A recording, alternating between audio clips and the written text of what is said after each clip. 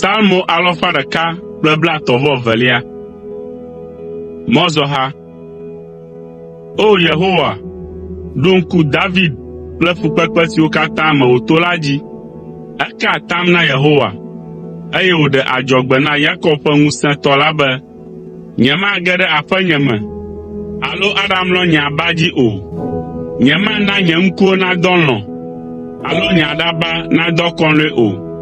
Va se ɖe esime mekpɔ teƒe na Yehowa kple nɔƒe na Yakob ƒe ŋusẽtɔ la. Míesi le Efrata, eye míedo goe le Yad gbegbe be, mina míayi ɖe enɔƒe. Mina míade ta agu ɖe eƒe afɔɖodzinu ŋgɔ. O Yehowa, tso, ne nàva wò gbɔɖemeƒe.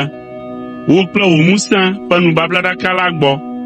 Wò nunɔlawo nedo dzɔdzɔenyenye ƒe awu, eye wò ame kɔkɔewo nedzi ha le dzidzɔkpɔkpɔ ta. Le David, wò dɔla ta la, megagbe wò amesiamina la o. Yehowa ka atam na David.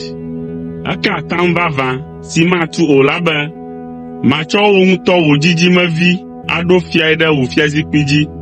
Nenema ke ne viwò ŋutsuwo lé nye nubabla kple nye se siwo mefia wo me ɖe asi la, ekema wo viwo anɔ wò fiazikpui dzi tso mavɔ me yi ɖe mavɔ me.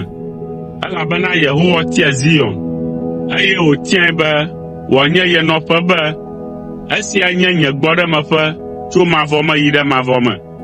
Afi siae manɔ fiazikpui dzi le gli, elabena nye ŋutɔe tiae. Matsɔ nu nyui geɖewo ayrae, eye matsɔ nuɖuɖu aɖi ƒoe na eƒe ame dahewo. Mado xɔxɔ ƒe awu na eƒe nunɔlawo, eye eƒe ame kɔkɔewo adzi ha le dzidzɔkpɔkpɔ ta tegbetegbe. Le afi sia, mana dzo nado na David, eye masi akaɖi aɖo anyi na nye amesiamina la.